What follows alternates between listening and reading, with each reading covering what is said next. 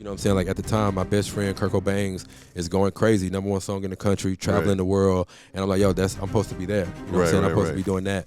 What has been the biggest change in nightlife? 10 years ago, the expectations of having a good time within the club scene was like, really was just getting in.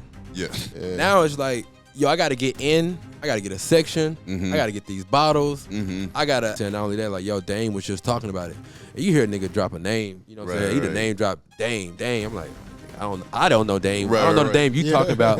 You hear Dame, raspy voice. I'm like, oh shit, this Dame Dash. I heard about your Get in the Mix with Tay Mitch today, man. On June 4th. Done a lot of cool shit, bro. The day is cool, but it's more so the reasoning behind getting the day what makes it even cooler. And so I wanted to do $1 million policy. It had never been done. I don't know how it's gonna happen, but it's gonna happen. Right. That's just how my mentality is.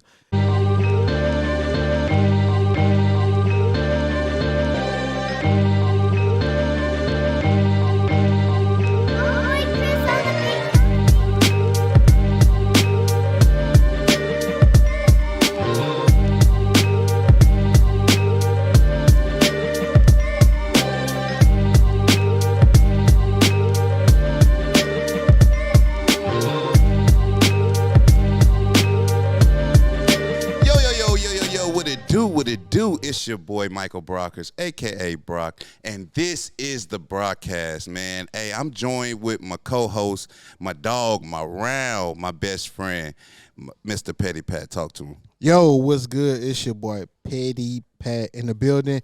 Lead brand designer of Brockbrand clothing. Yes, sir. Yes, sir. That's my dog right there. Hey, man, today we got a special guest, man. If y'all know, Houston is one of the top cities for entrepreneurship, and man, I just want to shed a light on a lot of our local entrepreneurs in the city, man. Today we got a man that was featured in Rolling Out, man. He was featured in all kind of other magazines, and I just want to give a good shout out for him, man. Give an applause up for Mr. Tay Mitch, man. Yes, sir. Come on. Here we go. Yes, sir. Yes, sir, man. Hey, Mr. Tay Mitch, appreciate you bringing on the show, man. Absolutely, man. It's a pleasure to be here, man. I love the platform. Yes, sir. We were just talking about it, but it's quality here, man. It feel good in here, smell good in here. Yeah, that's good. Yes, sir. Yes, that's sir. all we about, man. We about quality, man. That's one of our brand. One of the things to our brand is the quality. People don't know. When you get our brand, you're not just getting a regular T-shirt off off a hard one or something, man. We didn't put hard work. We didn't talk to many people. Suppliers. Come on, man. Many samples. We all about quality. We all about quality, and that's why we have you on the show, man. Good today. threads, man. Good yes, quality. Sir. Yes, sir. So, man, just tell us about yourself, man. Your background, your upbringing, just real briefly, if you can just tell the people, why you're here today. All right, cool. If you don't know me, my name is Tay Mitch, man. I originally from a small town, Pittsburgh, Texas. Probably heard of it. Probably most definitely haven't. East Texas kid, man. I grew up, picking pecans, stealing watermelons. Come on, playing sports year round. But man, I got a glimpse of the city, man. And I moved to Houston my junior year of high school. Okay. Graduated from North Shore, and I've just always had a knack for wanting just the most out of life, you know what I'm saying? Like, I think my gift has always been being able to connect with people, you know what I'm saying? And just, bringing joy to somebody. And so I've had a great career, man, in hospitality, wine and spirit, marketing, campaign strategist. And so, but I believe in quality. You know what I'm saying? I believe in being who you are, not only in the digital space, but now in the real world as well. And so, man, in all honesty, I think that's what got me here. It's a pleasure to be on the couch with you fellas. Look forward to learning some more about y'all as black men. Man, we about to learn from you, man. We about to learn from you. You doing it on all the streams, man. I need to know some things from you. I need to know if NFL is rigged, because my parlay's not hitting. Because my parlay's not hitting off real. So I need to ask somebody who was there for real. Bro, you don't understand how many comments we get on like our little reels and shit. People saying the NFL, it's rigged. It's rigged. And then they argue with you, bro. I'm like, bro, I'm not even, I ain't finna keep going there with y'all, bro. Hey, you You lose your last $200, you ready to argue too? Hey, facts. Yeah, motherfucker gonna be ready to argue with you too. Can I cuss on here? Yeah, you can cuss on here. here. Okay, gotta make sure. Is it filtered? You know. I mean, nah. That's always shit. All right, cool. That's when you don't have the overhead. You can, you know what I'm saying? Basically, kind of. We spoke about that too. Okay, cool. Facts. So tell us, man. I mean, you talked about you being from a small town in in Texas, and then coming to Houston. How was that like? Was it a eye-opening experience? I mean, shit, going from a small town to Houston gotta be like wild, right? Yeah, it was a culture shock, man. You know, where I'm from, like you pretty much everybody kind of know everybody for the most part. And so, coming from you could probably relate a 3A area and now moving into a 5A area. 6A, goddamn. 6A now, considering. Yeah. And so it was different, you know what I'm saying, going from being Mr. Popularity, you know what I'm saying, playing sports year round, Mr. East Texas, and then moving into, a school where like, yo, you literally know no one on the first day. Yo, that's different. It's a big difference. But I think, and I thank my mom now, for certain circumstances because it made me who I am today. Like, I can adapt in any weather now. You know what I'm saying? It's almost, you can literally drop me anywhere and like, yo, give me X amount of time and I'm gonna be right back where I was previously. And so I look at it as a tool. It's definitely a skill set now. Another big culture shock was, growing up, you dating, you gotta damn near make sure whoever you dating ain't your cousin. You know what I'm saying? So it's like coming into like a new city, it's like, yo, everything fair game. You know what I'm saying? It's like, hey, I don't know none of y'all type vibe. Hey, how you feel about that though? Like that's one thing a lot of people talk about is the Houston women, bro. Like how did you feel coming from Pittsburgh, Texas, and then you moving to Houston, and then this shit just hit? Like, at that early age, I think I was like 16. I was like 16 that's moving here. That's a perfect age, though. Yeah, like, facts. It was like, yo, because like where I'm from, it's like, like I'm gonna keep it a whole buck. Where I'm from, it's like, yo, it's nice looking women. Everybody's not beautiful, right? And then it's not like a plethora. You know what I'm saying? They're like where I'm from, like everybody ain't got cars. You know what I'm saying? So they like, yo, we all driving all, across like all the smallest towns and whatnot. And so coming here, it's like, yo, these women, these 16, 17, 18, they built like real women. You know what I'm saying? Like that was a totally different, that was a totally different thing. And then it was like another thing too was, it's like it was real and true diversity here. Like I'm from a small town, so it's like, there's still segregation in a way. Right. So it's like, the old white man really don't want his daughter dating the star basketball player or the star football player, regardless of whatever the status is. Right. And so coming here, it's like, that was actually, the status quo. Like that was the norm here. You know what I'm saying? Like the star cheerleader dating the star. Right. You know what I'm saying? Whatever it was. And so,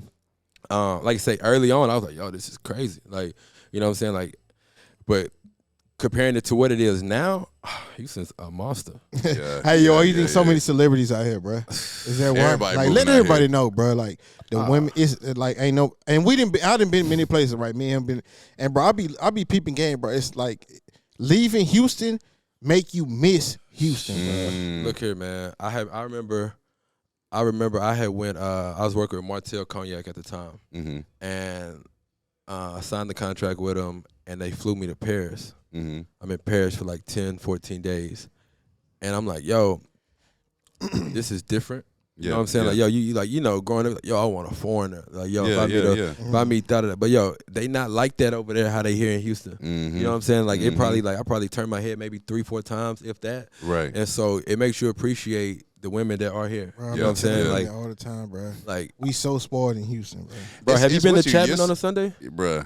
Have you, like, Chapman on a Sunday makes you appreciate everything about this city. Like, you know what I'm saying? Chapman on a Sunday, you back there, you hit bar 5015, it's like, yo, this is insane work. Like, you can meet just about anybody that you want. Because it's not a lot of people from here, I mean, it's a lot of Houstonians here, but you get, now Houston is on the map for Houston, Atlanta, Vegas, and all that. You meet a lot of people that ain't from here. That's just visiting. Like, hey, this Houston, I heard it was dope. I'm here for the weekend. It's a land opportunity. You know what I'm saying? And once you kind of tap into that mentality and you move here, you're like, yo, I like it here. I like how they function here. I like how they treat me here. I like the food here. You know what I'm saying? Like, I love the living here. You know what I'm saying? Like, you fall in love with it, and then you kind of like just simultaneously you build your own system through it. And like you say, a lot of people who have emotion here, a lot of people who are successful here, they're not from here, but they peeped the opportunity and they made it happen. Right. Have you noticed that about Houston, though? As big as Houston is, it's still small in a certain type of way, and a lot of people know the same people. Yeah, the like industries when are it comes to networking and shit like that. Yeah, the industries are small, and it's a good thing though, because it's like you are who you say you are. Your name is facts. You know what I'm saying. That's like is real, and so in that sense, your reputation is bold, is bond, and so it works. Like I said, in those small industries, being able to say, yo, you know, I do this, yo, that carries weight on that person, because now that person can now edify you in other rooms. Like, hey, I actually know this guy.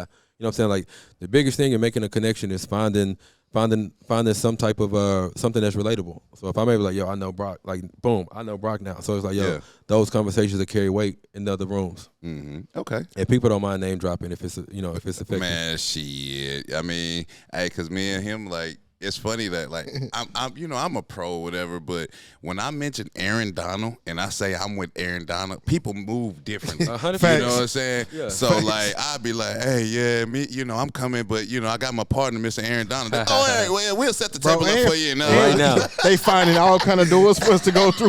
Quick. Right. Quick. Whole trap door right there. It's no traffic for us to go through. Like, we not waiting in line. It's like, we got our table. Somebody got to move. Y'all got to get up, bro. We got somebody. Yeah, then they ask, where's Aaron Donald? Yeah, he'll be coming in. He's en route. He's en route. Finesse. All right, so, I kind of peeped you before you got on the show, man. I kind of peeped your style, man. I see you rocking with the fedora hats and, just that style. And it was a picture on your show. I was like, that's cold, bro. That's cold. Were you always into fashion? Because coming from a small town, you see it, but you don't. You coming to Houston, like, what influenced and, got you to where you are in the fashion game? Man, that's a great question. So let's hit on the fedoras, right? So for me growing up, like, me seeing fedoras was always in the church. You know what I'm saying? But it was a flip side, because it was like the women in church that wore the hats. You know what I'm saying? Like the ladies that sat on the first pew. You know what I'm saying? Like the first ladies, Baptist, And so it was like, and then as I grew up, I started seeing the Cowboys wear the hats. Okay. And I'm like, yo, this is like it's a steez. You know what I'm saying? Like, it's cool. And so I've always had a love for fedoras, man. And then just in terms of, like, overall fashion, I've always done what I like. You know what I'm saying? Like, I feel like individuality is key. Facts. And so, like I say, you may catch me on a day where, you know what I'm saying, I got some ones on, you know what I'm saying, like some Travis Scott shorts, you know what I'm saying, but I may have it with a button up and a fedora. Like, I wear what I like, you know what I'm saying? I think if we all did that more, you know what I'm saying, like, it wouldn't be like it wouldn't be so much conformity.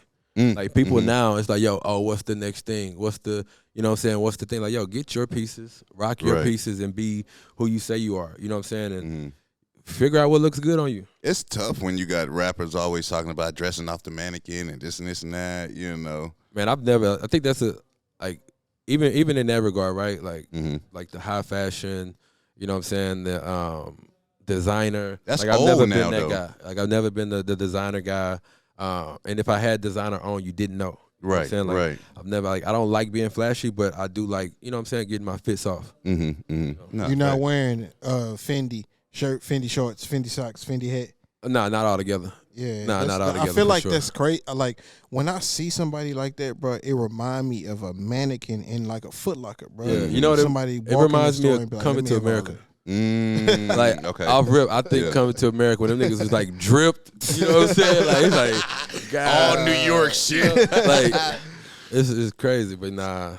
But I got homies who dress like that. You know what I'm saying? Like, that's their individuality. You know what I'm saying? Some people, it's different strokes for different folks. But like I said, in terms of my fashion, like, yo, I like putting shit together that I like. Facts.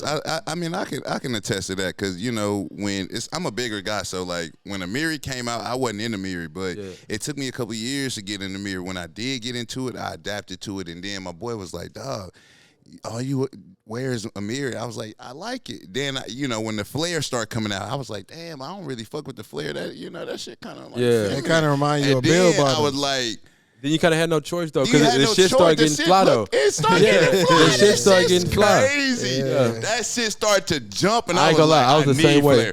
I was the same way. Okay, I was man, Facts. I'm good on the flesh shit. Yeah. Like, yeah, man, that's crazy that you say that. Because now it's like, yo, that's you the see them everywhere. Not Even like everything I wear is flare, but like when it's a nice little piece and somebody got some flares on, I'm like, That shit fire now instead of being like, that you know what threw me for a loop? Probably like 3 summers ago. Probably like 2-3 summers ago. And like, so I got like these 2 pair of denim shorts that I just kept in my closet. Right? And it was a shorty I was dating at the time. She was like, yo, nobody wears blue jean shorts anymore. And I'm like, I ain't take heat to it, but I'm damn, you ain't never said nothing about nothing I wear, but you talking about these shorts. These shorts. And so I'm at Chapman, matter of fact, one Sunday, and I got the shorts on, and one of my homies is like, nigga, you rocking blue jean shorts? I'm like, yo, nigga, why is everybody on my shorts? You know what's crazy, bro? Like, I literally, bro, I have 2 pair of blue jean shorts in my closet, bro, and I be keep like, them. damn, shit. Keep them. No, bro. Keep them. They gonna come back out. They go, yeah, bro. That shit crazy. So I messed around, and like I go through like a spring cleaning or like a clean out the closet and like you know what I'm saying, just donate some clothes or like give the clothes to whatever. And so I got rid of them. And so like a year ago, and even now, like the denim shit back. The denim shorts and shit back, bro. And I'm like, damn, I ain't got them shorts no more. You know what I'm saying? And they were like efficient, good quality denim. Like, you know what I'm saying? Like, that's one thing for me. Like, I hate having to rebuy shit that I already had. Because like I like to keep, I get pieces. Like, yo, I like, but yeah, that was I'm with you. Blue jean denim shorts, bro. Because if you got enough pieces, bro, you ain't got to wear that shit. You can wear that shit 1-2 times a year. Save that shit, then bring that shit back out when it's dropping again. 100%. Facts. So, man, we want to go into, what I want to talk about, like your charisma and things like that, because I read the article and they talk about your charisma and Houston charisma. Like, it talked about you being in sales. So, did you think that help with a lot of your charisma, or was 100%. That just always okay? 100%. Yeah. Talk to us. So, sales is I think all of us have like a part of sales in us. Some people are good salesmen, some people are bad salesmen. Like ultimately you're selling yourself if you're meeting somebody. You know what I'm saying? So with me, selling is it's just automatic in a way. And so I say that to say, yeah, man, it's helped me get me to where I'm at now entirely. Because like when you're selling something, you know what the end goal is. The end goal is to actually get the buy, like complete the purchase. Right. And so as far as with my charisma, like, yo, you meet somebody, like sometimes you meet people with intent. You know what I'm saying? Like sometimes people are just seasonal. You know what I'm saying? Like coming in here doing this podcast, yo, it may just be like, yo, all right, I did a podcast. Right.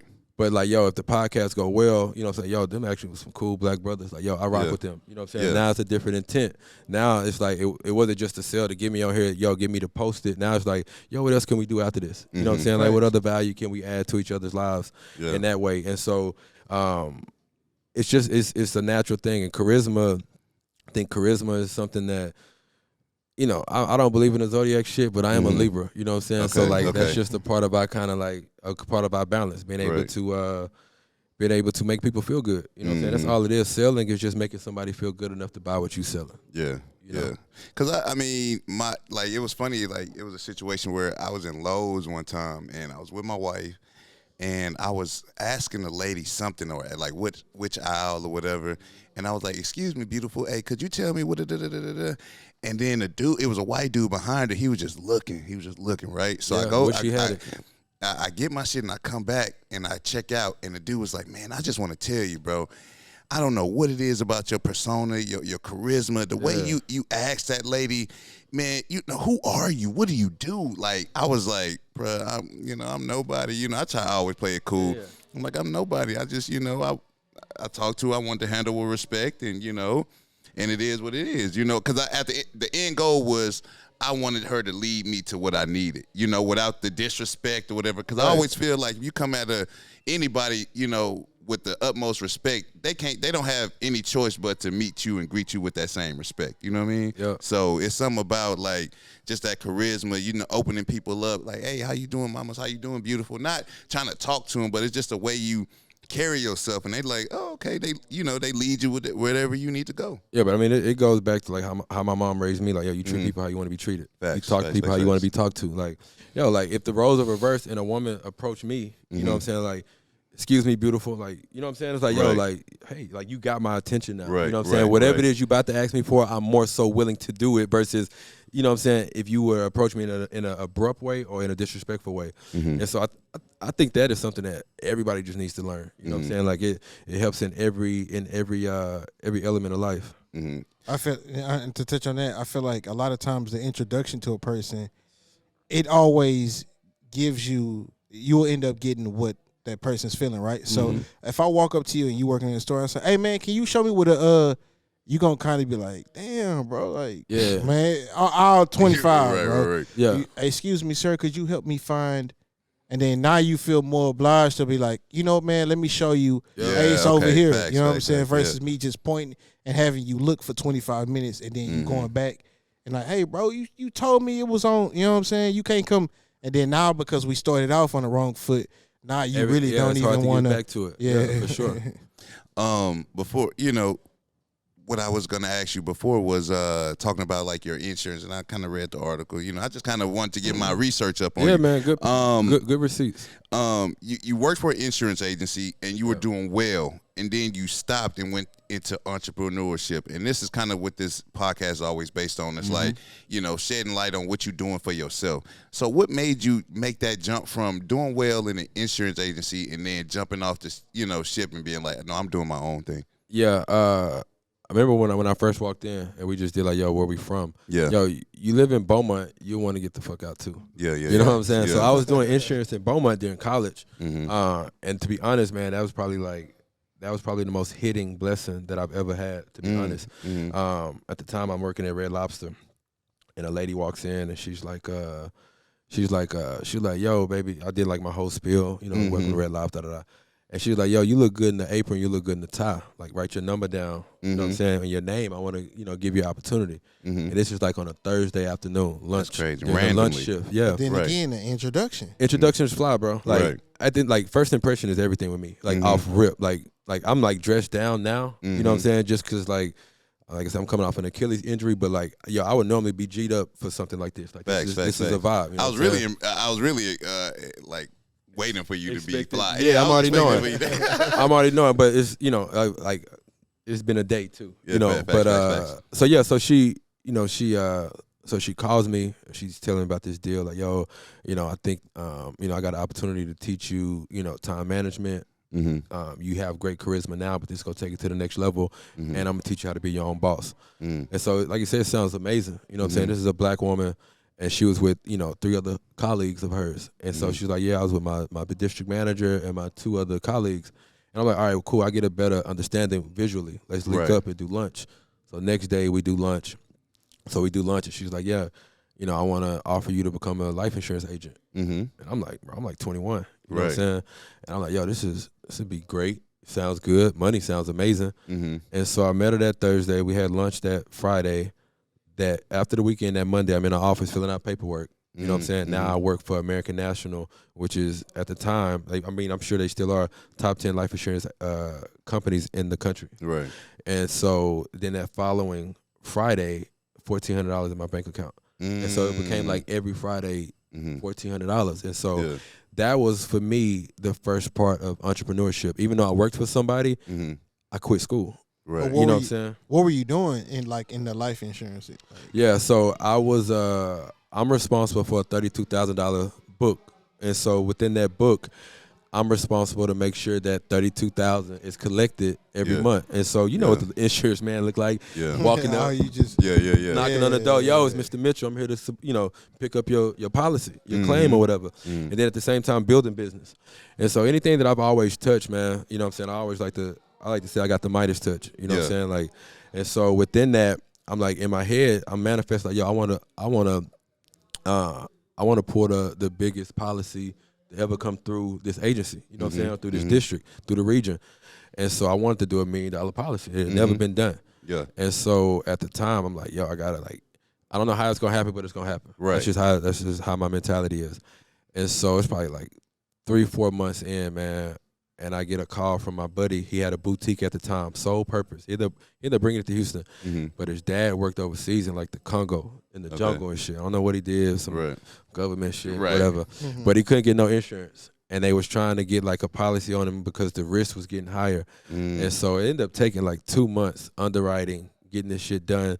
But I ended up closing it at, like, a $750,000 premium. You know what I'm saying? And so they had never seen nothing like that. You know what I'm saying? And so for me, it was like, yo, it felt good. And like I said, entrepreneurship is about hitting goals, checkpoints. You know what I'm saying? Like, yo, all right, boom, I did this.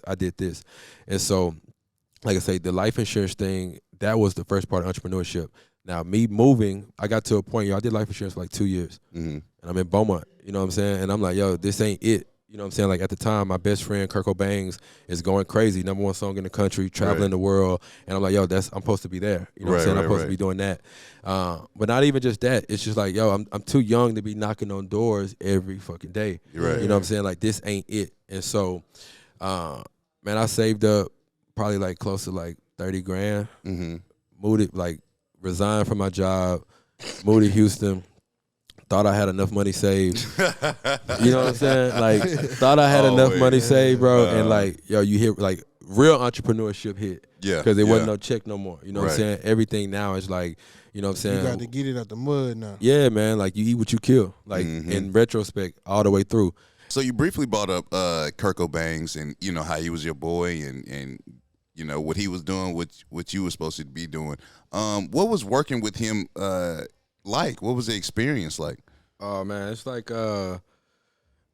being a part of something early. You know what I'm saying? Like it's like inside trading, right? Like knowing like, yo, you got the scoop that this stock about to go up. Right. You know what I'm saying? Some Martha Stewart shit.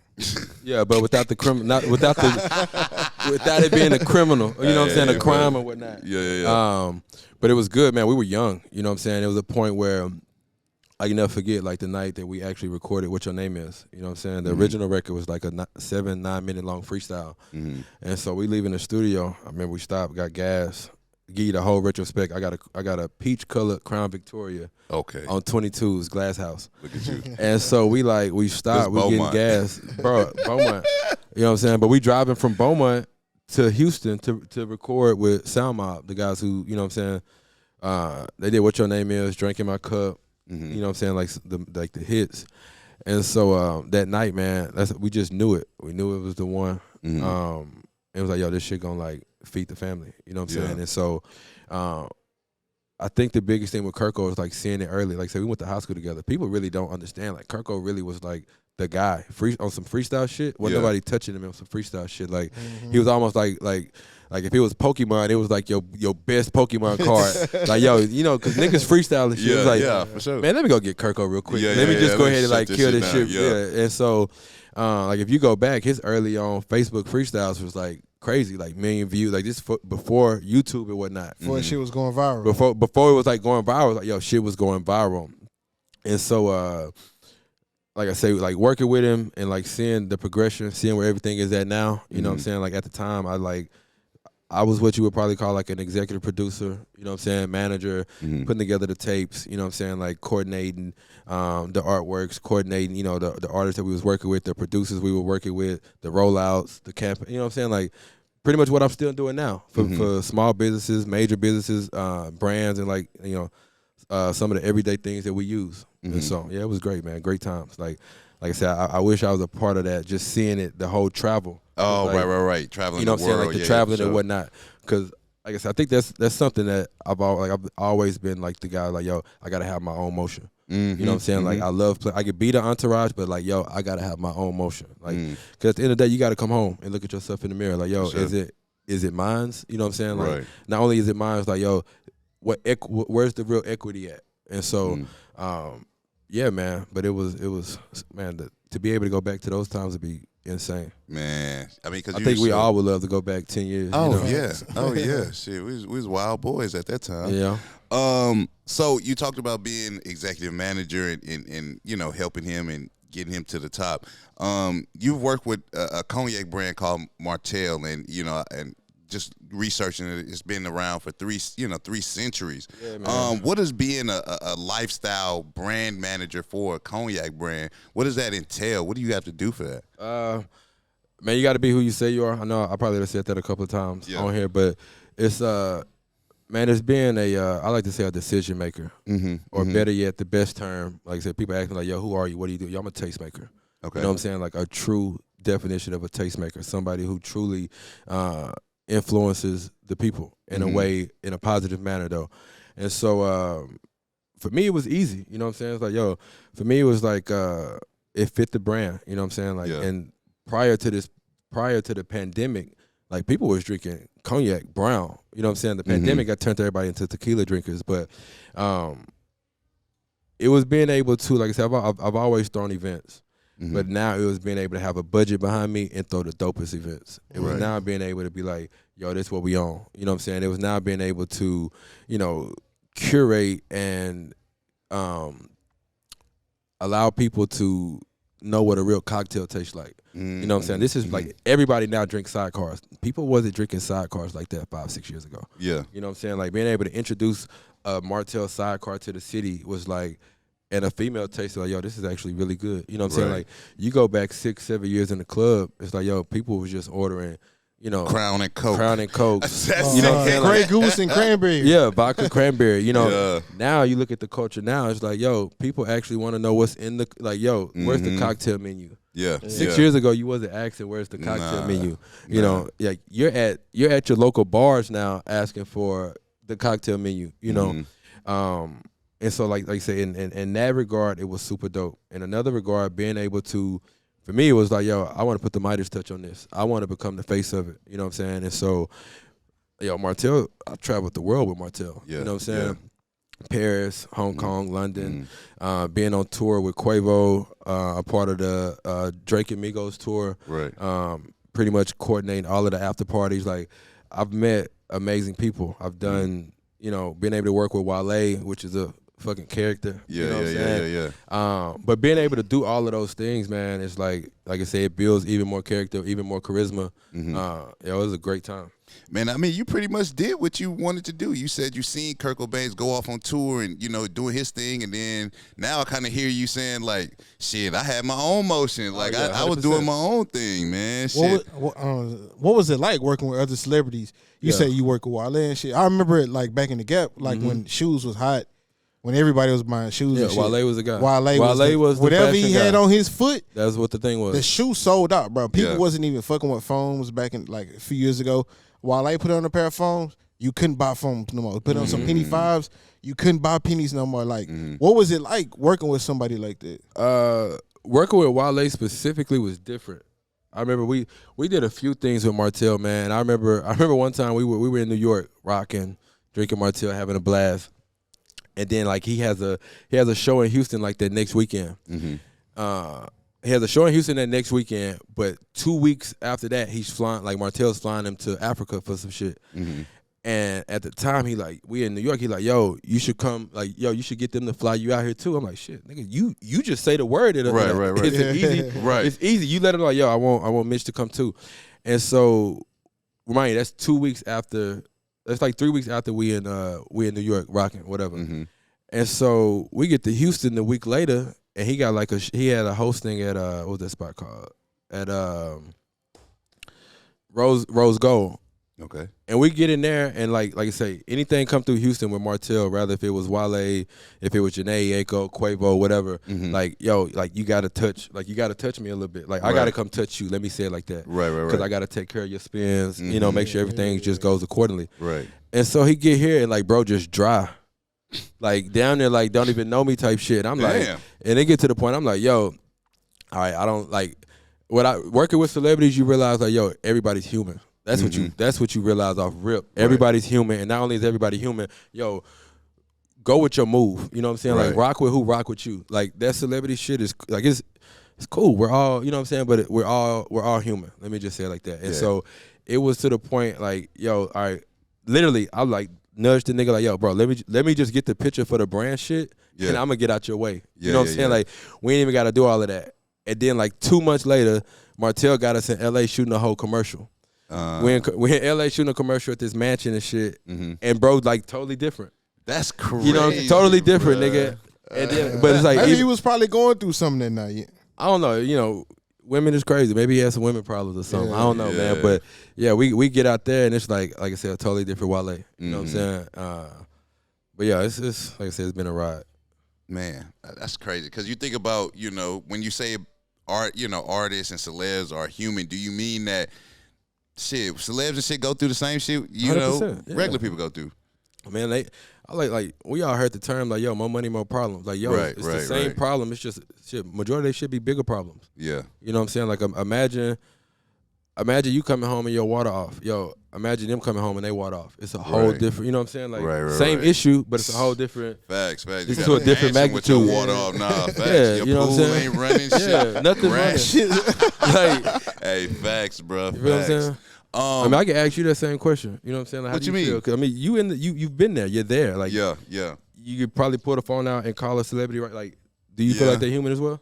Hell yeah, they human. Hell yeah, they human. They normal motherfuckers. Like people be surprised at like some of they greatest stars, and you get them in a room just on the living room couch, and they just like, bro, I just want to chill, play the game, bro. That's like, it. I ain't got time for all the ESPN bullshit, all that, man. I just want to chill and play the game, and you gotta be with that, man. You gotta respect that. Yeah, man. Talk to us about the nightlife, dog, because I kind of laugh when I had this question for you, but what has been the biggest change in nightlife, in clubs, between what they did in the past and what they do now? Because this is why I asked you this question, because I noticed that, back in the day, man, we was young bulls. We was trying to get rolled up and all this Nick danced on, and then now you go into the club, everybody got their own personal little light on their phone, taking the picture of where they at, but not into the crowd, and not, they not talking to people. They not social. Like, so how are you at a social club that you're not social? Like, what has been the biggest change, for that? Man, expectations. Mm-hmm. Like, the expectation of what having a good time is now is not the same expectation of what having a good time was 2 years ago, 5 years ago. You got to explain. You know what I'm saying? You got to explain. All right, so let's say 10 years ago, the expectations of having a good time within the club scene was like, really was just getting in. Yeah. Yo, I'm in, nigga. Nigga, I'm in this motherfucker. Like, nigga, I'm just in. Yeah. You know what I'm saying? Like, now it's like, yo, I got to get in. I got to get a section. Mm-hmm. I got to get these bottles. Mm-hmm. I gotta make sure I do it for the gram. Make sure I get I got to get a flick off, because I ain't come here to spend $1,500 for nothing. Right. You know what I'm saying? Damn, I got to make sure I got shorties there with me. Yeah. I got to make sure the shorties see me. Yeah. You know what I'm saying? Like, the expectations are different. But there's like, then there's a crowd of people who really don't give a damn. You know what I'm saying? There's still people who, you know what I'm saying? Like, I'm a Libra, man. So it's like, yo, my balance is like this. Like, I do like partying like that. Mm-hmm. But here, as of recent, you know what I'm saying? Like, the real joy for me now is like, yo, getting back to the essence of dancing. Yeah. Getting back to the essence of like meeting people. Like, I told my homie yesterday, like, bro, when the last time you bought a chick a drink at the bar? You know what I'm saying? Like, like, that's really how, like, you go back in the day, you know what I'm saying? You ask your grandpa, like, yo, how'd you meet Granny? Oh, let me tell you. You know what I'm saying? I was at the bar. She was looking good. Da. Them stories are no more. You know what I'm saying? Like, the stories now, like, yo, how'd y'all meet? Oh, we met on the ground. I DM'd it. I DM'd it. I mean, not to shoot that down, but it's like, yo, like, when the last time you met somebody new? But you got to think about it at the same time, bro. Approaching women now is not the same as it used to be back then, because I feel like women now are more heartstrong, like, or a little bit. They feel like they're a little bit more than what it used to be. You still the same woman you was 10 years ago. Yeah. Now you just got more followers on Instagram, and I feel like a lot of women now, not just women, a lot of people in general let the social media world almost make them feel like they validated as who they are, as versus being just a normal person. Yeah, it's I agree and I disagree with you. Talk to There's a silver lining of everybody's approachable. Okay. Everybody, I believe everybody's approachable. Your favorite celebrity, approachable. You know what I'm saying? Like I've seen one of my homies out the clique go shoot at a celebrity, but he got charisma, personality, and get the conversation. The conversation is all you want. Right. You know what I'm saying? I think now the expectation is like, yo, I need it right now. Yo, I need your number right now. I need to set the date up right now. I don't need it all right now. I'm cool. Like my homies will tell you, and literally any female that I've seriously dated, I don't even be rushing it. Like, yo, I may meet you and you be like, damn, he ain't even asked me for my number. Right. Like on like keeping it a whole buck. You know what I'm saying? Like, but things happen the way they supposed to happen. You know what I'm saying? And so, there's to go back to those expectations of, like you say, what the club is now, what the club ain't. What are you going to the club for? That's the other question. Right. You know what I'm saying? Like now it's more so like the smart person is going to the club to celebrate. Because now the club is somewhat kind of dangerous. Yeah. You know what I'm saying? Now that, you know, it's like, yo, people watching you, you know what I'm saying? Like, it's tough to go out if you're in a relationship and you're not with your partner. Because now it's like anything, a picture or a video speaks 1,000 words. So like, yo, it was never that. Right. Get misconstrued quick. 100%. When we all know the motto, black men don't cheat. Right. And so it's like, facts. It's just 100. Black men don't cheat. Black men don't cheat, bro. Everybody knows that. Jeezy said it. You know what I'm saying? Right. Jeezy said it. And so it's like, yo, what are the expectations of going out now? And so, like I say, it's but getting back to the essence of like just having a good time, bro. You know what I'm saying? Like, no pun intended. Like, I got this super dope party that I'm doing this on the 22nd. Okay. The first annual, the inaugural of it's called Prance. You know what I'm saying? And for me, it was literally like a joint. Like, yo, how can I put together something that it for sure illustrates where I'm at right now mentally? You know what I'm saying? And where I'm at right now mentally is like, yo, let's have fun. You know what I'm saying? And so, yo, move the sections out the way. You know what I'm saying? Like, yo, meet me at the bar. Not only that, yo, let's meet at least 3 new people tonight. And like when you look at the evolution of like black people, our culture, you know what I'm saying? Like we grew up, we transformed, but we started dancing. You know what I'm saying? Like, you go back to the 1920s, the 1930s, the Renaissance. You know, people were swinging each other out. That was the fun. You know what I'm saying? People were singing along. People was doing things. I think, you know what I'm saying, with the status quo and with the powers that be, social media has shifted things in a way to where people forgot how to have fun. You know what I'm saying? And so Prance is about that. Prance is like, yo, if you don't plan on dancing, don't come. But if you do plan on dancing, yo, this is where you need to be. You know what I'm saying? I feel like, I mean to cut you off. I feel like those are the days when shit was like the most turn. When you go to a club or you go to a house party or something, and you know, because as a man, we going to there because we want to see a female shake some ass, right? We going there to get danced. Even if I don't get your number, I don't get your contact, I still know you done danced on me and my partner's looking at everybody, you know what I'm saying? And we done got a little bit of validation, like, I told you, nigga, I told you. Like, I feel like that back then, bro, and it's not that no more, bro. To even tap on that, like I say, the expectations of going out now, like you think about it, right? Like, you go out now, the next day you talk to your homie, and it used to just be like, yo, did you get shorty number? You're right. Now the expectation, even from your partner, was like, yo, did you hit? Right. Expectation is totally different. Yeah. It's like, damn, nigga, I just met her. Like, you know what I'm saying? Like, bro, like, yo, did you hit? But did you hit? Nigga, no. But I got the, matter of fact, I ain't even get her number. Bro, you sleep. You sleep, bro. Yeah, facts. You know what I'm saying? So the expectation is just crazy now. But what about? So what about this? Like, I'm in the club, right? Yeah. I get me a section, right, and I bring me 25 bottles, right. I'm pouring them all out on the floor. Stupidity. What's that? What's up with that, bro? Let me tell you Why this. is people doing that dumb ass shit, from a club owner aspect? Yo, I love it. Yeah, obviously, yes. From a statistic point, yo, I love it. Matter of fact, I love it. Period. You know what I'm saying? Like, if you got it to be able to do that, I fucking love it. You know what I'm saying? Me personally, yo, it's stupid, but I love it for the person who's doing it, and I love it for the business that's gaining that type of business. Like, to be able, like, we live in crazy times. Bro, to be able to say like, yo, I'm able to do that, it's crazy. But I've been seeing videos like, now, you know, obviously know the internet be listening. Or you get your algorithm, bro. I see so many videos. They turn the lights on. Niggas is just buying. Come on, bring them bottles. When did that start? Like, it on the floor. The pandemic. The pandemic. The PPP money.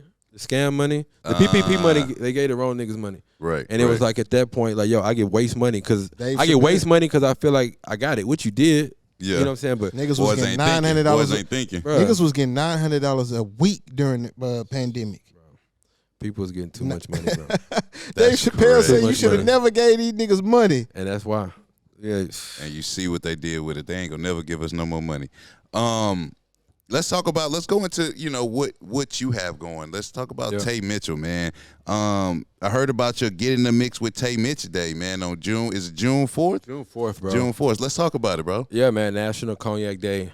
So, like I said, I've done a lot of cool shit, bro, in my lifetime. You got a whole day, so shit, you pretty fucking cool. Yeah, the day is cool, but it's more so the reasoning behind getting the day what makes it even cooler. And so I got the day based on, you know what I'm saying, the marketing and the campaigns and shit that I did with Martell. You know what I'm saying? Pretty much, I remember I sat down with the mayor one-on-one, and he's like, yo, if you can help me bring pizzazz to the city, you know what I'm saying? Like, can you help make the city exciting? You know what I'm saying? And so here came to one of my Martell events. You know, we just built up a great rapport. And then from there, it was just like, it kind of came around, the opportunity presented itself where, you know, it just made sense for me to have a day on National Cognac Day. And so on this day, what it looks like is, you know, throwing an event. Like I said, I've always been prone to live music. I love live music. That's how I got started. That's how I got started in hospitality, period. And so live music, like I say, putting together those people in the rooms, you know what I'm saying, that just makes sense. Like I say, there's decision makers here in the city of Houston that don't get enough praise.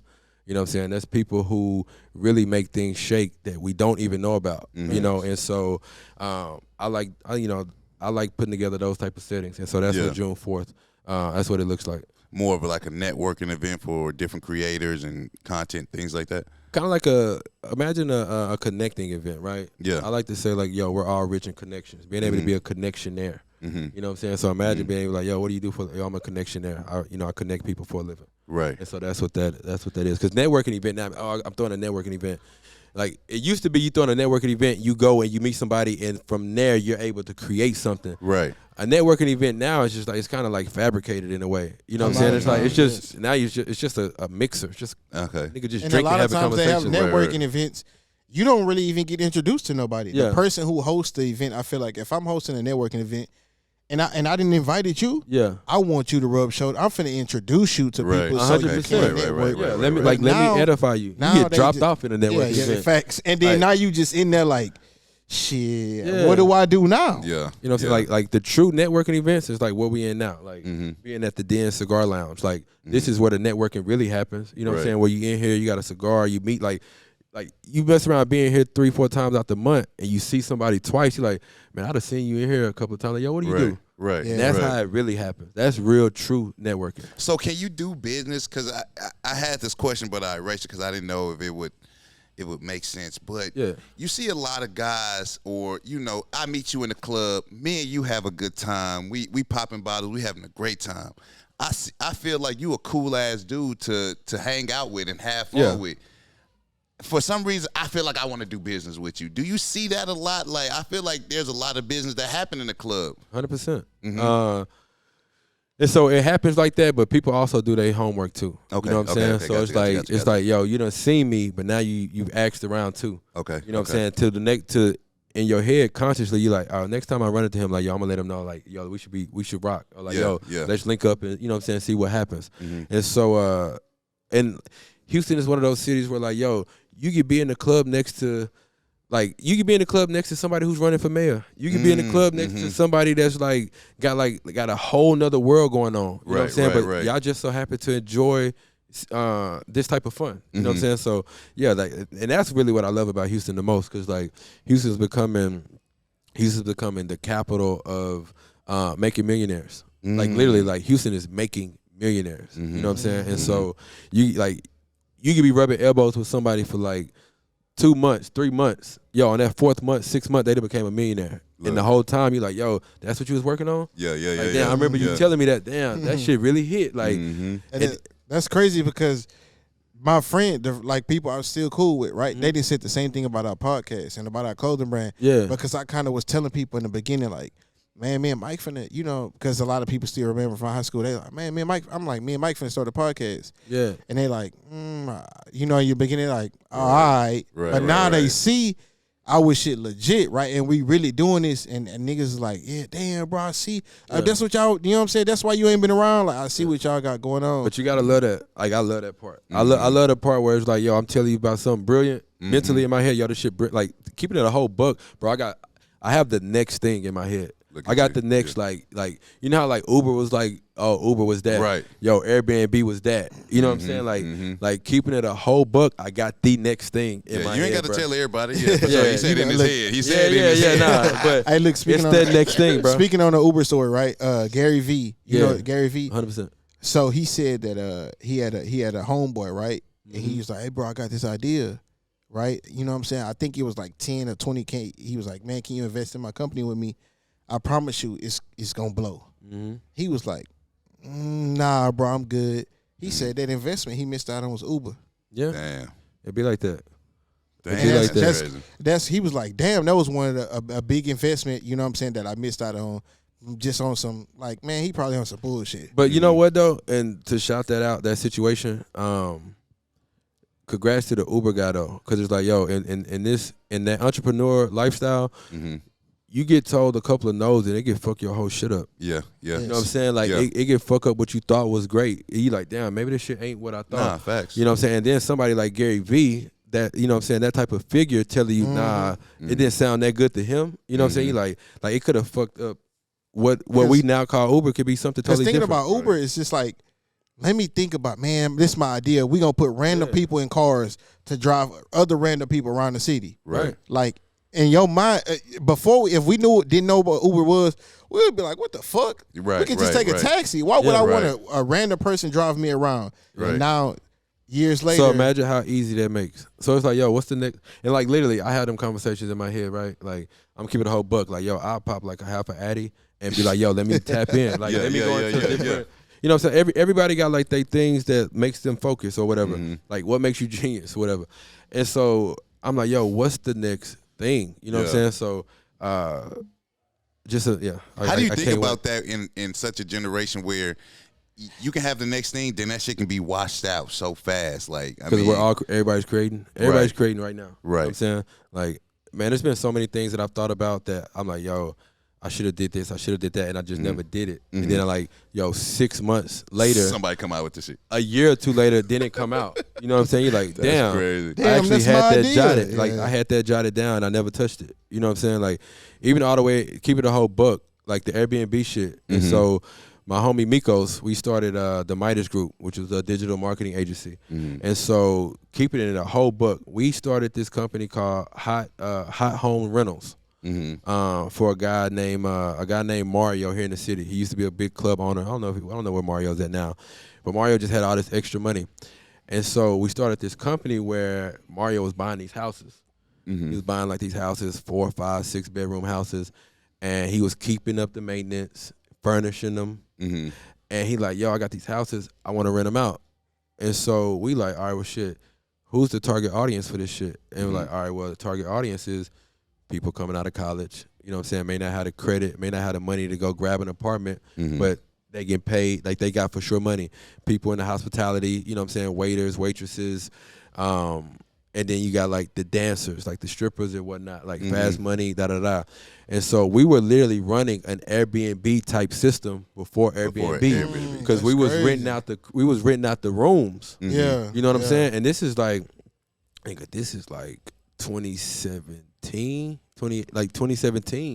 type vibe. And so it's like sometimes you just don't know, like sometimes you may get an idea and like you know it's a good idea, but you just don't go all in on it because like you say, maybe somebody shot down an investment idea or you know just some other shit popped up. But I remember I was thinking about that like a few months ago, and I'm like, damn, nigga actually had the Airbnb play before Airbnb. Right, before Airbnb. Yeah, I was just doing it, just we not were just even like, knowing like how crazy he was a shit could client hit. of ours. Like we ran the whole marketing. You know what I'm saying? And so as a client, he like, yo, how can you bring me more revenue on these houses? And so we're like, shit, we'll just rent out the rooms. You know what I'm saying? Like you pay the rent. So imagine a house that would normally be like, you know, the rent costs you 2 bands. You got 4, 5 bedrooms in there, but you charge $800 to $900 each room. But it's, you know what I'm saying, like fully furnished. But it's player too though. It's fully furnished, everything taken care of. You ain't got to pay nothing but the $800-900. Right. You know, like And groceries. And groceries. Yeah. You're feeding yourself at that time. And it was easy. Like that's fast money. I seen that you had a masterclass talking about, you know, social media content and your platform and taking advantage of your platform. Can you give us a little tidbit about what that was all about? Yeah, man. So let's go back to before everybody was like a digital creator. Let's talk about it. Like, and so at the time, man, this is like what? This is pre-pandemic, like pre-pandemic. And so what I was doing, man, I was teaching people how to tell a story. You know what I'm saying? I think the biggest thing is being able to tell your story, and rather if that's an individual or if that's an actual brand or a company. And so I would host masterclasses. And so what this looks like is 8 to 12 people max, you know what I'm saying, just to make sure that you get the information, and then you got me hands-on, you know what I'm saying? Like, it's not like this big seminar shit like, yo, I want to be hands-on and make sure you get the tools that you came for. And so I would literally teach you from A to Z how to be who you are in real life in a digital space, but also how to understand, yo, whatever it is that you're doing, you're competing with the best. You know what I'm saying? So, like, if you baking cookies, all right, have your company or you as an individual baking cookies, you're now competing with Tiff Treats. You know what I'm saying? You're now competing with, you know what I'm saying, American Cookie. So how do you compete with them? You know what I'm saying? And so not only how do you compete with them, but how do you become relatable? How do you tell your actual story? And so I've always looked at social media as, you know, like, it's a polished platform. And for the most part, the people who are good at it, they put out polished content, which is cool. I love it, right? Right. And it's even more so wicked now because you get polished anything now. Like, you know what I'm saying? You got apps where you can bring your waistline in. You got apps for now where, like, you can fix blemishes on your face and shit. You know what I'm saying? So it's like everything's extremely polished in regards of like your timeline. But what's not, what more so is organic and authentic is the stories, like the IG stories, the Snapchats. You know what I'm saying? And so what I like most is, yo, that's where the real is at. Tell me, like, show me what you look like waking, not so much what you look like waking up, but show me what it is, what it's like to be you, or what it's like to be a part of your company from the story. You know what I'm saying? And so that's where I added value. You know what I'm saying? Being able to come in and show you from A to Z. You know what I'm saying? And like you say, you got some people who like you say, let's take a fitness person, for example. You know what I'm saying? Like I don't want the video. I don't want the reel of, like, you know what I'm saying, you putting the shit together. Show me, yo, I actually do wake up at 6 o'clock. I actually do eat oatmeal and blueberries. Not only that, yo, I actually do meditate. Like, show me the real shit, man. Like, anybody can do the prop of the tripod and all of that. And so I think for me, man, once the pandemic hit, and then after the pandemic, like, everything kind of shifted to where I think the TikTok wave made everybody content creators, or made, it's not like, all right, everybody has a tripod. Everybody's doing this. Everybody got a ring light. Everybody has a ring light, which is a great thing, right? Like, I'm not shooting it down at all. But more so it's like, yo, I would just like for everybody to tell the truth. Like, tell me what. Like, if I start following you, I'm looking at your story. I'm not doing the scrolling shit because it's supposed to look good up under here. You know what I'm saying? Like, I want to see if it look good on the regular. You know what I'm saying? If I meet a shorty, like, my first thing, me meeting a shorty, I'm doing an assessment on the first 3 days of your story shit. Like, what you doing on a regular? Who you hanging out? Who you hanging out with? You know what I'm saying? Do I see your parents in this shit at all? Like, are you talking to your mama at any time of your day? You know what I'm saying? Like what's the real? And if you got kids, like, where they at? You know what I'm saying? Right. Yeah, man, the IG stories, the master classes was a dope thing. I actually was but I had help. You know what I'm saying? Like I think the biggest thing too is having help. At the time, I had the young lady by the name of Precious Azure, and she's like doing amazing shit now. But she came in and she hosted these master classes with me, and she would we would just make sure that, like I say, people got the information and the tools that they needed. So you would come in, you know, yo, I need this type of help with my brand or my personal brand, but you would leave fulfilled. You know what I'm saying? You would leave with a template of, like, all right, I have a unique template for how I can post on my story, how I can resonate with people, how I can, you know, get my engagement and my interaction up.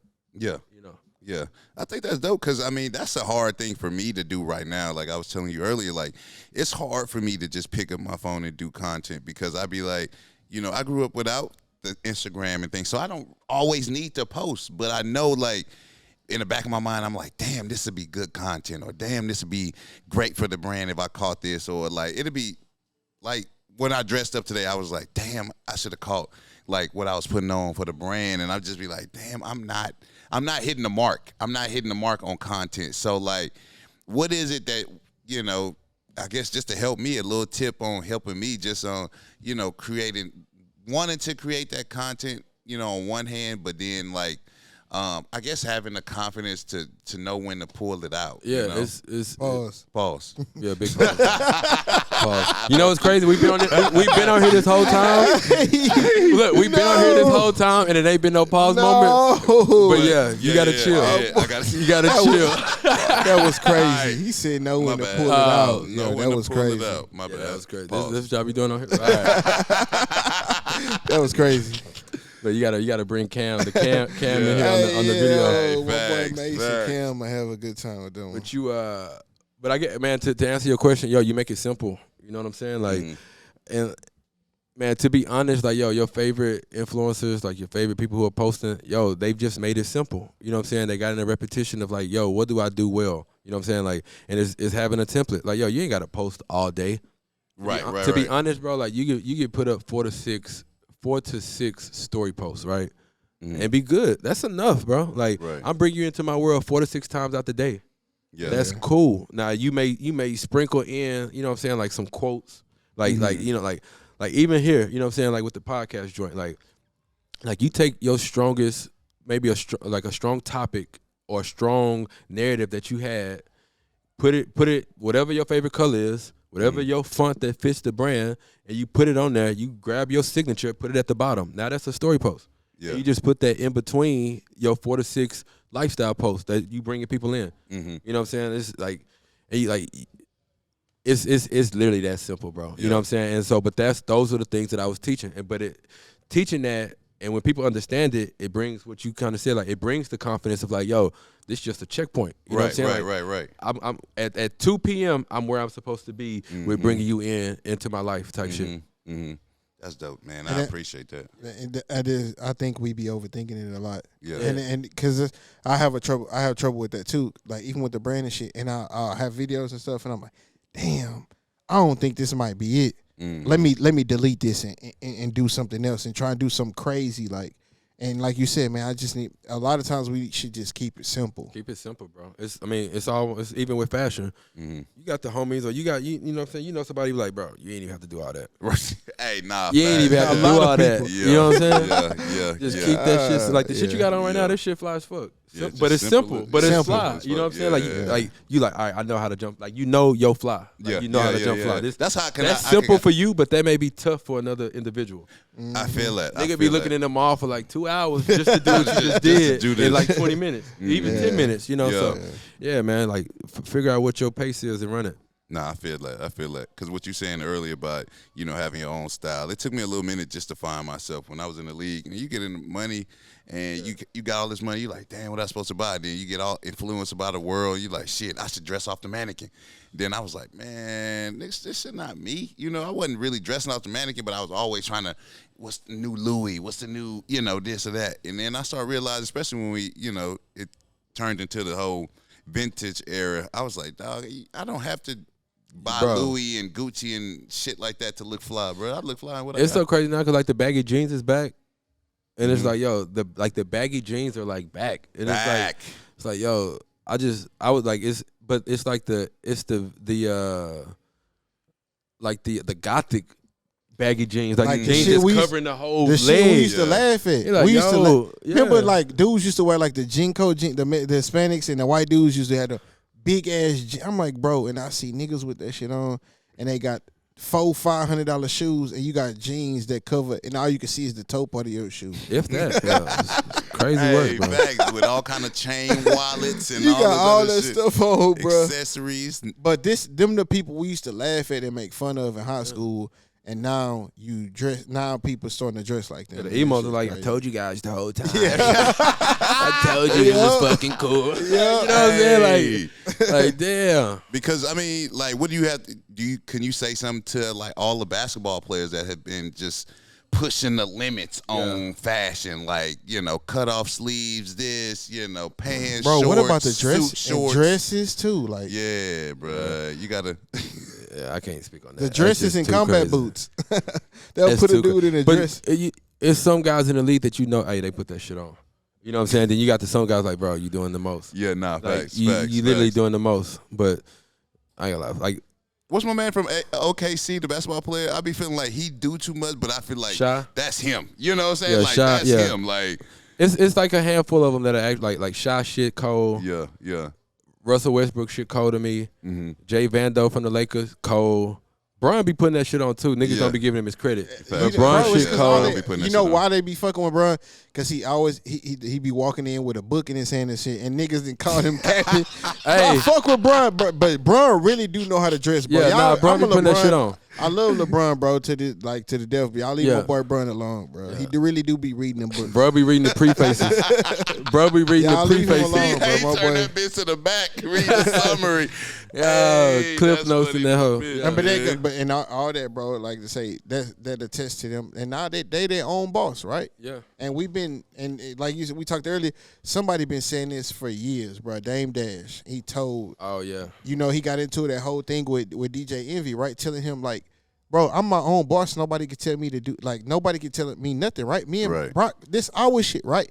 No, but we don't have nobody telling us, hey guys, cut the show. You know, you shouldn't be talking. We don't have that. And now I feel like Dame Dash spoke to, and a lot of people hated on him for that, bro, for telling DJ Envy that he just, like, bro, you should want to be your own boss. You should try and own your own radio station. You should try and own your own shit, right? I mean, that needs to happen. That needs to happen, period, though. You know what I'm saying? Like, this is coming from an entrepreneur who, in our reality, that, yo, I didn't have that father figure who, like, told me, like, yo, you doing that wrong. Right. You know what I'm saying? None of us did shit. Like, yo, like, this is how you gonna do this in life. And so, as an entrepreneur, like, you really attach yourself to a mentor. You know what I'm saying? Like, rather you know it or not, it's somebody that you, like, called a little bit more often, somebody that you rubbed elbows with a little longer. You know what I'm saying? Maybe it's like, I look at mentors, they come in all shapes and sizes. You know what I'm saying? Like, in all platforms. Like, yo, keep it a whole buck. Like, yo, I got a mentor who on YouTube. I never met him, but like, yo, that's my mentor. You know what I'm saying? Because, like, the information that I get from you, I can't get it nowhere else. And you've lived it before.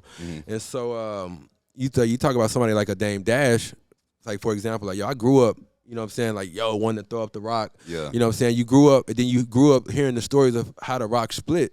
You know what I'm saying? In regards of, like, yo, you had Dame who was made a, you know, he was looked at or made a, you know, he's a narcissist. Like, yo, he's so into himself. Yo, you know what I'm saying? You couldn't deal with him. You couldn't work with him. Then you get to the point where, like, yo, to be a buck, he was just before his mentor was before his time. He saw the shit. Like, yo, I get on it myself. You know what I'm saying? Like, yo, everybody can get it. Everybody a part of the team can get what they want out of this shit. You know, all the way down to, like, yo, being able to be on the phone with Dame Dash last week, which was a crazy experience. You know what I'm saying? Like, that's how you know shit is going the way it's supposed to go. Right. When you get to connect it with people that you grew up on, you start realizing, like, yo, I'm where I was wanting to be when I thought about this person. And so, just to touch on that, yeah, man, I had the pleasure, man, of being on the phone with Dame Dash. You know, he got the American New, like, his new network and whatnot, and being able to pitch an idea to him. You know, it's like real live Shark Tank type shit. Right. You know what I'm saying? And so originally I had pitched the idea to Steve Rogers. You know what I'm saying? Like, the owner of Bar 5015, Warwick prospect, like, super successful black man here in Houston, Texas. And so he's like, yo, that shit's fire. You know what I'm saying? Not only that, like, yo, Dame was just talking about it. And you hear a nigga drop a name. You know what I'm saying? He the name drop Dame. I'm like, all right, I don't know Dame. I don't know the Dame you talking about. Right. And so he like, yo, let me call him real quick. You know what I'm saying? Like, yo, run this by him. And he call him and, like, yo, Dame, yo, you got a second? Then you hear Dame, you know, raspy voice. I'm like, oh shit, this Dame Dash. You know what I'm saying? And he's like, yo, I'm sitting here with my guy Tay Mitch. Yo, he got something that I want to run by you that me and you was kind of talking about. I think you'll like it. And so, boom, we get on the phone, and, like, yo, next thing I know, I'm having, like, a 14-minute Shark Tank pitch with Dame Dash. That's crazy. You know, and it's like, and, you know, you listen to Dame Dash, like, yo, that shit fire. I like that. You know what I'm saying? Matter of fact, I like it enough, like, yo, check this out and get back with me. And so I was like, yo, 2024 is going to be probably my best year. You know what I'm saying? In regards of, like, the shit that I'm about to roll out. I got projects that I've been sitting on that I was like, yo, you know, it's at the point now, like, yo, just do it. You know what I'm saying? Nike really got the coldest slogan. Just do it. Just do it, bro. Because it's really, like, even y'all, you know what I'm saying, starting this podcast, like, yo, like, keeping it a whole buck, who really pressed the button and said, just do it? Like, out of y'all, who really, like, yo, we doing it? Like, I want to say he did, bro. I think he was always my button pusher because, I'm really humble, bro. Like, I'm a realist, dog. Like, I told him forever, like, he didn't I'm want a to, bro. D-tackle, bro. Nobody, you know, nobody want to hear me. Like, I'm going to tell you, bro, for the longest, bro, and this is how it started, bro, at our football camp. I went and worked his first football camp, right? I mean, me and him were reconnected, and I was telling him, bro, you ain't got no YouTube channel, no, like you ain't doing. He like, nah, bro, I don't want to put my family out there like that, blah, blah, blah. I'm like, all right, bet. He gonna take my number, boom, boom, boom, right? So me and him had been texting, few off and on, blah, blah, blah. Then randomly, he was like, hey, bro, check this out. He sent me a video, Cam Newton, with his kids, right? It's in black and white, and just a genuine moment between him and his kids. He was like, bro, I'm ready to do it. Yeah. And then our publicist, Yolanda, she called me. I don't know what you told him, but thank you, right? And from now on, he just like, man, fuck it, I'm going to just say yes, right? Because at the end of the day, saying yes to these opportunities going to open up doors. And then he started doing the football network, and then we started doing the YouTube, and then now we got the podcast. Yeah, man. We got the clothing brand. It's just like he got the lounge, right? So it's a lot of shit that started going on by him just saying, yeah, bro. And to him, like I say this all the time, bro. He don't think he is like man, I ain't nobody, bro. Right. Us regular people, like we see him, bro. You an NFL player. You an 11-year vet. Yeah. And we had, bro, I hate to keep bringing this up, but he had a moment. We going to golf, and a random dude, bro, just, hey, bro, you Michael Brock? Randomly. Random, bro. We sitting in the car, and that dude recognized who he was. So, and I be like, and I kind of, it made me feel some type of way, like, damn, bro, see, this what the fuck I be telling you, bro. Yeah. You know what I'm saying? Like, even though you got a football helmet on, this man still recognized you. Man, and you'll be surprised the impact that little small like interaction, the impact it had on him, because he left like he left and called this boy like, nigga, guess who I just ran into? Right. Nah, bro, I'm for real. That was him. Yeah. You know what I'm saying? Yeah. It's just like, and then that's a moment. Like if you were to do an event, or like if he was to run into you again, he's gonna be like, yo, you don't remember that time? You know what I'm saying? You ran into me, type shit. At the what's the name with June? That kid, remember that kid? That bro, a kid, bro, came up to him and said, hey man, I remembered you. I came to your first football camp. I was 14 years old. Yeah. He remembered that moment. He said, bro, I want a jersey from you. You see?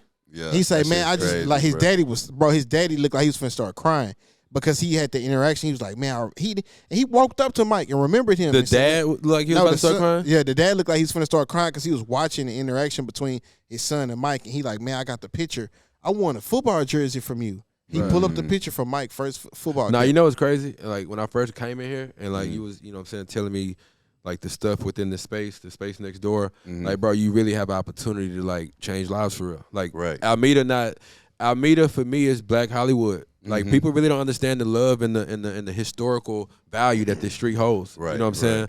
And so, like I say, with what you're doing now, like, yo, you really and truly would be surprised with the impact that you have. Man, that's what it's all about, bro. I mean, for me, because I got into it as an investment. Then, you know, as I started to see, like, damn, we're building our brand. Then we start, how are we building our brand? What do we want to be known as? Do we want to just be another Black-owned spot, or do we want to set the bar on Black-owned establishment, on having great service, having great food, you know, feeling safe when you're inside the environment? So I was like, you know what? I want everything that they say negative about the Black, you know, Black small business. I want the opposite for mine. I want to focus on service. I want to focus on food. I want to focus on all the shit that they say that's negative about Black business. I want to focus on that shit and make it better. You know what I'm saying? Even to touch on that, you know what's crazy? Like, and this is coming from from a Black owner as well. It's like when you own something Black, it's like the gift and the curse of saying you own it. Keeping it a whole book. Because like, yo, as a Black owner, you want to be like, yo, this my shit. I own it. You know what I'm saying? Congratulations myself. But then on the back end, you gotta understand what comes with it. All of the negligence, all of the everybody's ready to criticize some Black-owned shit, and it's crazy because like the people that's quickest to criticize it is the people that look like you. Bro, you know what I'm saying? Did you see the video of Moneybagg Yo? When he just was talking about, because he got like a little steakhouse, right? Yeah. He like, people criticize him because his steak's $100. He say, but y'all going to all these other restaurants paying $150, $175. Right. Some steakhouses got them for $1,700. Y'all don't have a problem with that, but y'all know. Bro, y'all know who I am. $100 steak is really normal. But that's what he casual. said. He was like, it's casual. You know he said that. And so, I mean, like I said, you I think there's a new way that people should go about looking at people who own businesses. You know what I'm saying? Like, yo, and especially like anybody like a fresh business, and I say a fresh business, anything that's under 2 years, that's a fresh business, right? Because you're still working out kinks from the operational point. You still trying to figure out how to skin a dollar, right? Like how can I skin this dollar all the way to where I'm getting the max profit on it, and so it's just being able to understand as a consumer. They may not have it all together right now, but they're gonna get there. Right. Versus me, it's a way to give your criticism without shooting down my whole business. Facts. You know what I'm saying? Like, you know what? And like when I first moved my mom here, like a little over 2.5 years ago, every Tuesday was like Mommy Sunday. You know what I'm saying? Like we would go to dinner and we would go to black-owned businesses. And I remember she was like, son, you could just take me to Outback. I mean, you could just take me to Chili's. I love Chili's. Right. I'm like, nah, it ain't about that. It's more so like I want you to see what we didn't see growing up. I want you to see this black-owned life. You know what I'm saying? Not only that, I want you to I want to circulate my dollars like this. And so it was a point. I forgot. I don't even want to mention the restaurant that we went to, but she didn't like the experience. She didn't like the food, and but she was going in on it, right, to the point to where like I felt it, and I'm like, yo, there's a way for you to say what you're saying. Right. It's more so like, yo, you know what? I didn't like this. I think next time I'm gonna try this. Right. You know what I'm saying? Like, you know what? That wasn't for me at that restaurant. You know what I'm saying? Versus, man, they food nasty. Yeah. Like I ain't like that. I ain't never going back. Yeah. No, just whenever you go back, just don't order that. Right. You know what I'm saying? Like, they got a whole menu. You can't base that one menu off that, even with the Keith Lee shit. It's like, yo, bro, going to these restaurants, which, I love Keith Lee for what he doing, right? Right. But in the same token, yo, his palate ain't my palate. Right. You know what I'm saying? Keep it in the book. Like, yo, I know women that I've dated that don't even like cheesecake. I don't know motherfuckers who don't like cheese. Everybody loves cheesecake. Right. But you may have a shorty that don't like cheesecake. Yo, that's cool. That means you may not like one of my favorite dessert spots. But that don't mean that, you got the power to be like, yo, nah, this ain't it type vibe. And so, like I say, looking at the Keith Lee joint, it's like, yo, maybe what he ate just wasn't that. What I do like about what he's doing, I like how he talks about the service. Right. Because that is really the most important thing. I like how he talks about the service. Yeah. But he does it in a way, like I say, in a way that, yo, you can judge an establishment. You know what I'm saying? He does it honestly, but he's not doing it out of negligence or out of like bad character. Do you feel like what's the other guy? What's the other black dude name? I feel like I need to start doing that shit. Like, oh yeah, you know what I'm saying? Like with this, I need y'all light crew though. You know what I'm saying? Like I need you to come through with the lights. You know what I'm saying? And like, yo, just let me eat. I'm gonna eat good, then I'm gonna hit the. You know what I'm saying? Right. Like, it'd be, the fingers. You gonna hit the gotta fingers. Hit the fingers, bro. But yeah, dog. And speak on that, bro. So owning shit, right? Quick story, but Mace and Cameron, right? So Cam, they just did like a little episode or whatever, and he was like, man, you know what I'm saying? This is how me and Mace came up with this show. Yeah. He said that he had already put up $250 for his podcast, right? Like kind of to start his own little shit. He hit up Mace, was like, hey, bro, I got this podcast I want to do. You know what I'm saying? You want to go half with me? And then he told Mace was like $250. Mace was like, man, that's pocket change. Right. Boom, he shot him to $250. Now they got their own shit, their own little show. They don't have nobody over their head. They get to talk about whatever they want, bro. And them two dudes is hilarious, bro. Like, yeah, I don't think we didn't know we needed that duo. Yes, facts, bro. And that shit is very much needed, bro, because they not biased. They don't take nobody's side, and they speak how they feel, bro. Yeah, that's a beautiful thing being able to do it. First off, it's a beautiful thing being able to have a partner who just got $250,000 just sitting. You know what I'm saying? And then, hey, bro, I got the $250. Even having a partner that's like, oh, you put up $250? All right, bet. I'm gonna put my $250 up too. Not like, yo, do we still like, regardless if we need it or not? Yo, I got $250 to put up too. Right. Yeah, that shit is dope, bro. Like, I remember when they first popped that off, and I was like, all right, what is this? You know what I'm saying? Because, like, coming into it, you never seen Mace talk in that type of regard. You never seen Cam talk in that type of regard. I still got an issue with, like, they wardrobe and shit. Like, they definitely need to get a stylist. Yeah. You know what I'm saying? And, like I said, Cam, if you see this, like, bro, just holler at me. You know what I'm saying? Like, let me, but even, like, the suit selection Mace be having on, like, all that shit supposed to be crazy, tight, nigga. bro. You know what I'm saying? Like, that shit is supposed to be tight. But when it first dropped, I'm like, yo, go back to what I was saying about the story, like the masterclass shit, right?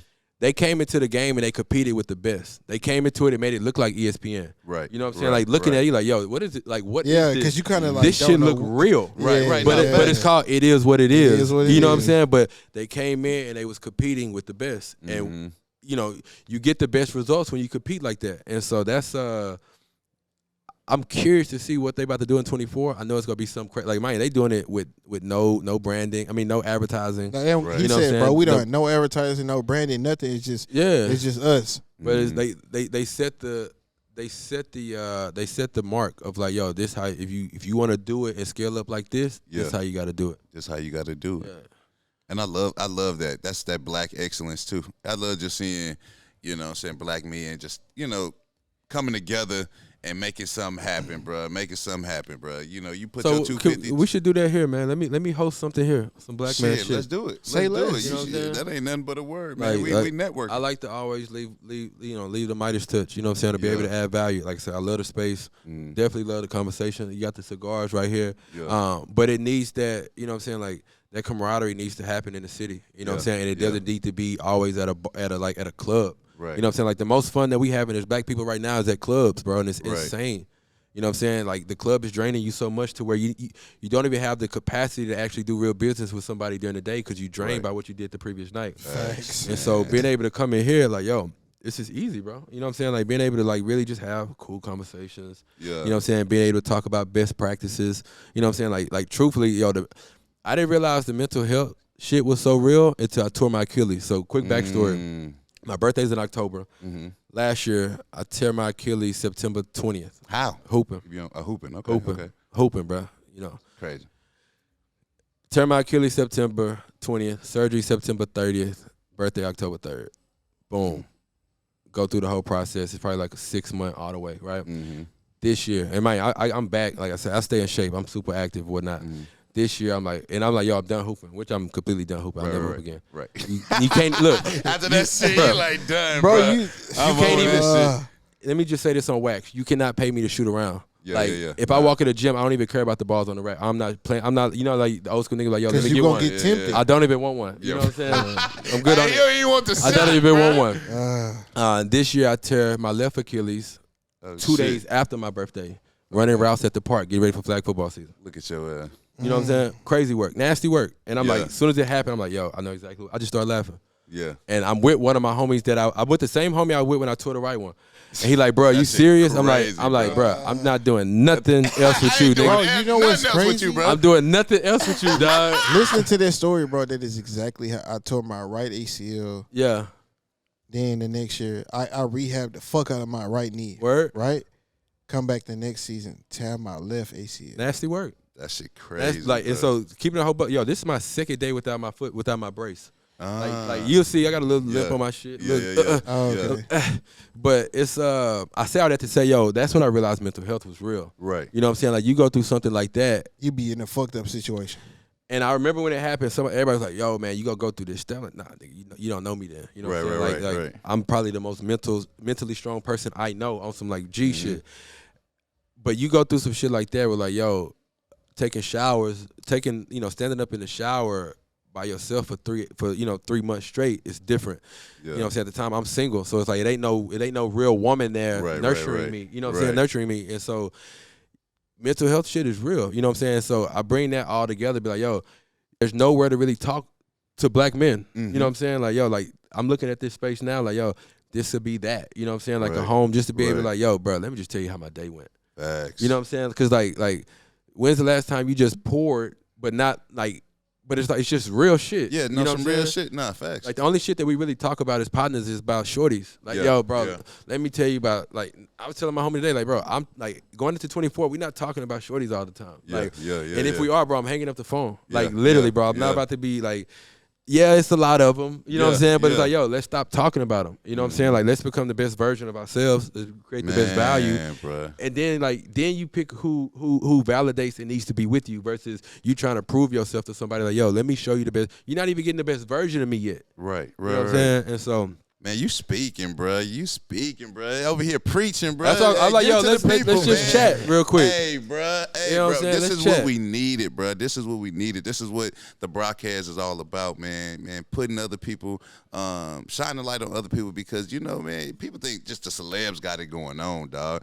It's people in these streets that's, you know, putting really the boots to the grind that's getting it, dog. And I think, you know, this new generation and I think it's a little bit of laziness, bro. You know, after the pandemic, people don't want to work. They got the money easy. Now people see you can make a YouTube, or they see like, oh, if you get a YouTube, you'll be a millionaire. They don't think about the work and, you know, the middle part of the work of getting the content and shit. Starting like that. Is the beginning, and then the middle part is the grind get to. It's the staircase. Yeah, everybody want to take the elevator, but the staircase, like, yo, you got to. How many steps is it gonna take?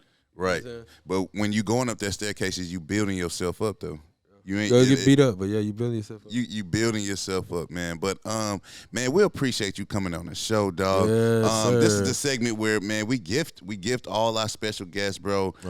We want to show you a little bit of our appreciation for coming on the show, man. Just giving us something from the Brockbrand. This is our brand, dog. If you want to pull the shirt out of there, just really I gotta pull the shirt. You gotta pull it out of there because, like, you know, I want you to feel the quality, bro. Yes, packaging is fire. Yes. The logo is fire. Okay, come on, man. Brockbrand. Hey, we don't do nothing but high quality. All right, we gotta come on, man. Y'all got it right. You got the card in here. Come on, bro. Thank you, card. All right. Here we go. It's just fire.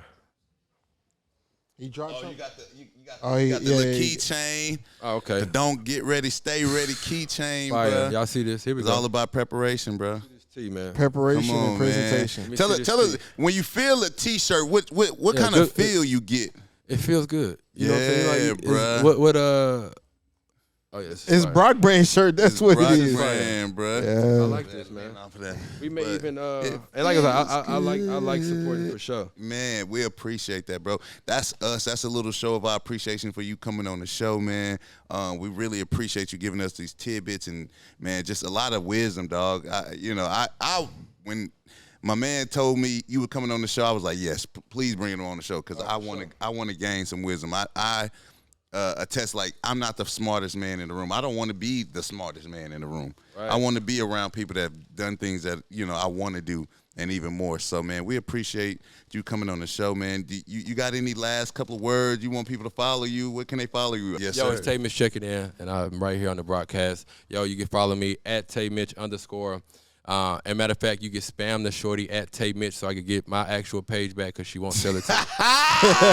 We're gonna do all of that. We ain't gonna talk about that. We're gonna spam shorty too. This shit stolen, dog. But yeah, man, it's a pleasure to be here. Like I said, Yes, sir. this Yes, needs sir. to happen more, bro. Like, I love y'all setup. It's professional. Yo, if you haven't yet, subscribe to this shit. It's fire. Sir. You know what I'm saying? Yes, sir. And run this one up because it's the best one. This is the best one so far. Season 2, you already know. Pat, you got something to say to the guys, people? And don't forget to go follow the Brockbrand Clothing and on Brockbrand Clothing on Instagram. I'm Petty Pet. This is my boy M Brockers 90. Man, Tay Mitch. My boy Tay Mitch. Y'all go spam his page so he can get it back. Yes, sir. Yes, sir. Hey, those who know me and watch this podcast know I have messed up on this outro so many fucking times. It's crazy. But if you watch this show and you rocking with us and you subscribing and you liking, man, y'all know what y'all must do. Don't get ready. Stay ready. Peace. Yes, sir.